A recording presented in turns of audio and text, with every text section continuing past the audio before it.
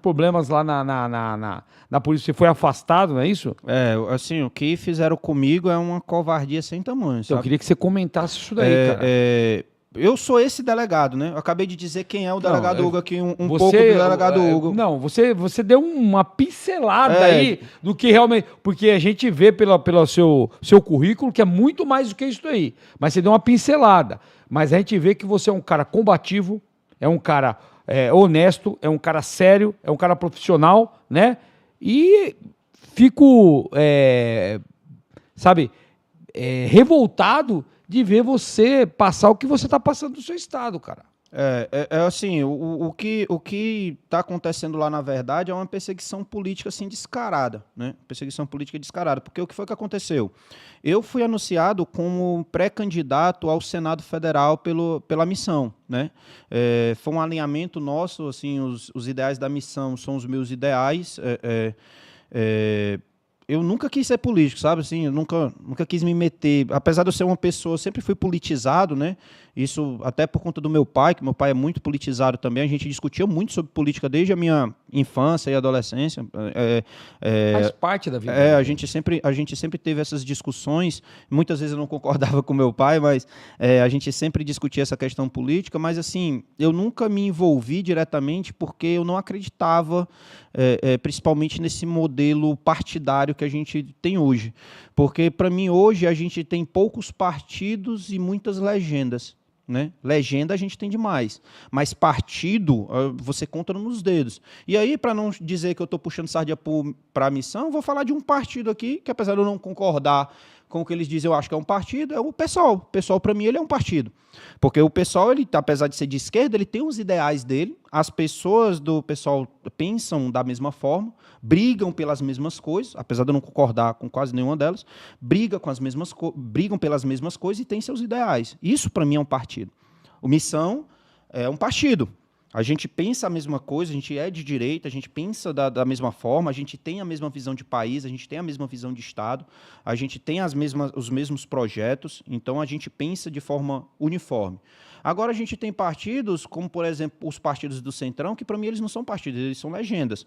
Eles são legendas de pessoas, muitas das vezes inescrupulosas, um bando de político safado, que pega ali uma legenda de aluguel para se promover e muitas vezes barganhar recursos públicos, transformando num verdadeiro balcão de negócio, onde, por exemplo, eles colocam a faca no pescoço do presidente, através das emendas PIX, para mandar para prefeitos, para gerar toda uma máquina de corrupção, porque o prefeito não tem que prestar contas do que está recebendo e faz o que quer com o dinheiro público, que acaba em show de grandes expoentes aí, para eu não começar aqui a ser processado igual o Renan, para eu não começar aqui a ser processado, mas todo mundo vê, onde cidades como, por exemplo, Cochichola, na Paraíba, se eu não me engano, que tem 1.300, 1.800 habitantes, paga 1.300.000 num show.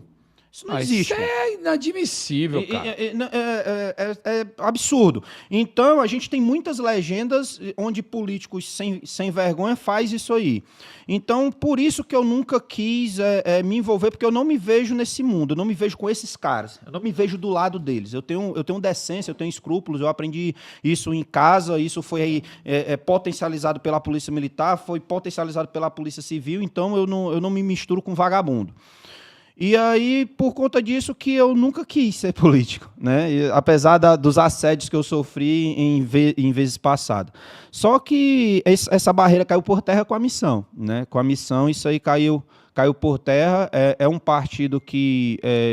Eu, apesar de não ter vindo do MBL, né? Eu não vim do Movimento Brasil Livre, mas... eu se identificou com o partido. Os mesmos ideais, os mesmos valores, assim, e eu acho que todo bom cidadão ele tem os mesmos valores do MBL. Se ele parar para observar, ele tem os mesmos valores do MBL. Ele pode até não saber disso, mas ele tem. E aí, quando houve essa aproximação natural depois que o MBL virou partido, né? Através da missão... foi aquela coisa mesmo da chave fechadura, né? Assim, da luva na mão. E aí a gente montou juntos esse projeto e me lançaram pré-candidato ao Senado Federal, né? E aí começou as perseguições. A missão é oposição, claro, né? Oposição a esse modelo. O governo lá do Ceará é o governo do PT, né? Isso.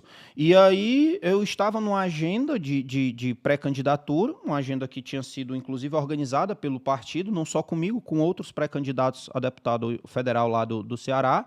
A gente foi com meios próprios, eu fui na minha folga, eu não ostentei nenhum símbolo de farda, de fardamento de nada, até porque eu não gosto dessa embusteiragem. Onerando em nada o seu trabalho lá na Polícia Civil. Nada, nada. E aí a gente foi para uma cidade, que é a cidade de Cariré, que fica ali na zona metropolitana de Sobral, onde o que é que está acontecendo lá? Uma organização criminosa está cobrando uma espécie de tarifa, de imposto, dos comerciantes, dos distribuidores de água da cidade, onde o cara só pode vender o seu garrafão de água, de 20 litros, de água mineral, se ele pagar R$1 para a facção de imposto. Vamos dizer assim. Mas cobrando imposto agora? Aí quando eu falei no vídeo que aquilo ali é um estado paralelo, o pessoal ficou puto comigo. Mas é um estado paralelo. Exatamente. E aí eu fui até o local, nós fomos, né? O partido foi até o local para verificar a situação, nós fomos os primeiros aí a noticiar esse absurdo. Cara, assim, era o comerciante falando para mim, eu com vontade de tacar a cabeça na parede de ódio, de raiva mesmo assim, porque o cidadão chegou para mim e disse assim, doutor, esse galão aqui que o senhor está comprando, ele custava R$7. Agora ele custa 8, porque R$1 está indo para a facção. É o único modo de eu continuar vendendo, é a minha profissão, é o que eu vivo, eu sempre fui comerciante aqui na cidade, e a única forma de eu vender é isso aqui, é dessa forma. O fulano, ciclano e beltrano aqui, se opôs, não quis vender, meteram ficha aqui, meteram bala aqui na casa dele, ele fugiu, fechou o comércio dele, abriu em outro canto, ou seja, assim, meu irmão, é um negócio surreal, e que me revolta como delegado, entendeu? Me revolta, porque eu vejo aí tu vai ver um bando de pirangueiro, velho, eu não sei como é que chama o pirangueiro aqui, é um bando de Zé Ruela. Noia, aqui a gente chama de noia. Pronto, lá no Ceará é pirangueiro. É um bando de pirangueiro que pega a porra de uma arma na mão e vai aterrorizar o cidadão, entendeu? Por quê? Porque o modelo de segurança pública, de novo, eu vou continuar falando isso, podem me perseguir, podem me dar mais 120 dias, podem me dar 120 anos de afastamento. O modelo de segurança pública atualmente aplicado no estado do Ceará é ineficiente.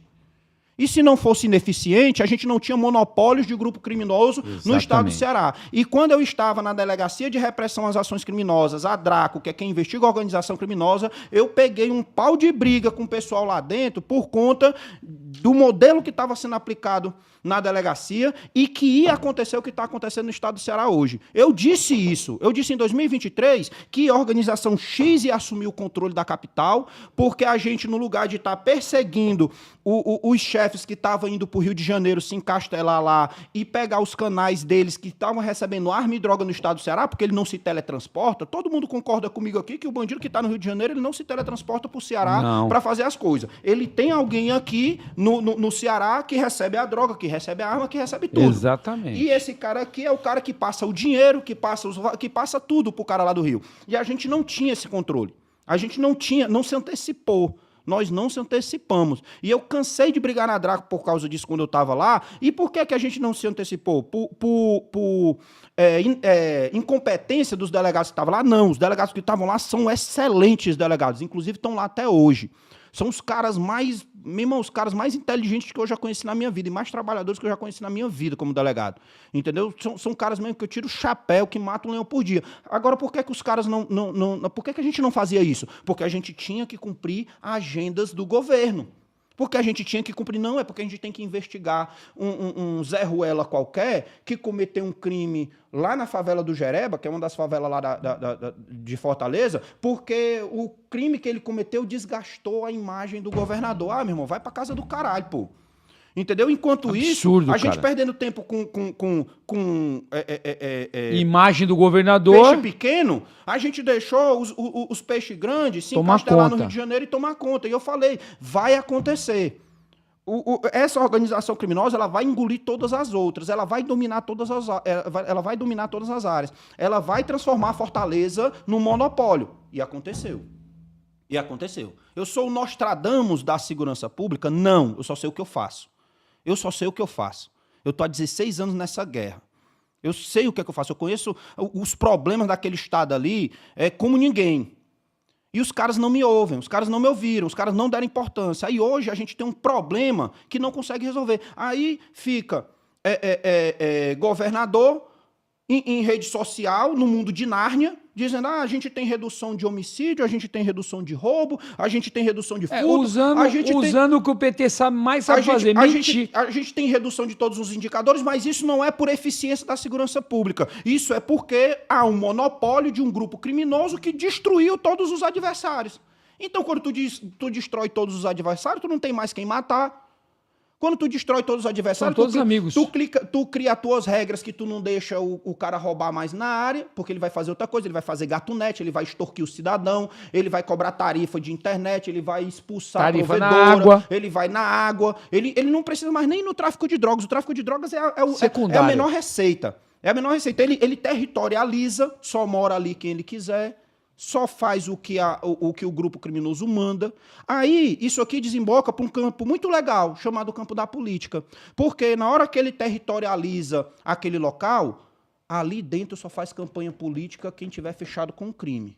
Ali dentro só pode fazer campanha política o político A, o político B ou o político C, porque ele pagou para a facção para fazer campanha. E aí ele fecha com a facção, como, por exemplo, aconteceu na cidade de Morada Nova, onde 6 vereadores estão envolvidos com crime organizado, com financiamento irregular de campanha, porque o crime organizado foi lá e financiou as campanhas dos vereadores.